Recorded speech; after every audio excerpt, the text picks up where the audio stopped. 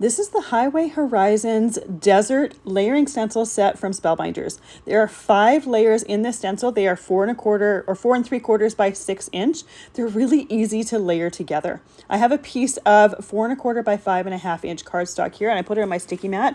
When I have layering stencils, I like to use some painter's tape in the top left corner and bottom right corner in order to layer my stencils just a little bit easier, especially for something like this where there's a smaller area around the outside of my image. I also like to tape that stencil in place just to make sure that it stays where I want it to go.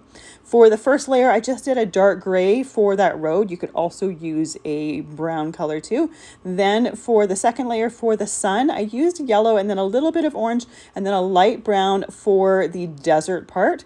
This, you can use a bunch of different color variations. I created 3 different cards and I varied them just a little bit, but I really love the final result. This is part of the Classic Road collection from Spellbinders. So I have several cards that I created with this. One, I kept the desert scene on its own as the background of the card. And then the other 2, I added a classic car die cut to the front of it, and it looks fantastic.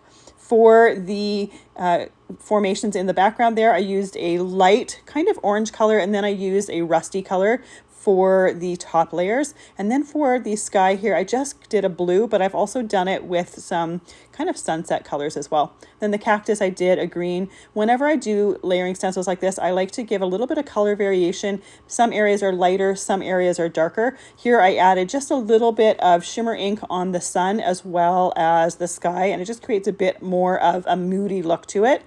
Then for the second card that I had created, I created a bit of a sunset background, keeping the rest of it fairly similar to my other cards. But again, I love the look with that sunset background. And then the very first card I made with it, I just kept the whole card as that desert scene with just a simple sentiment. Fabulous stencil set.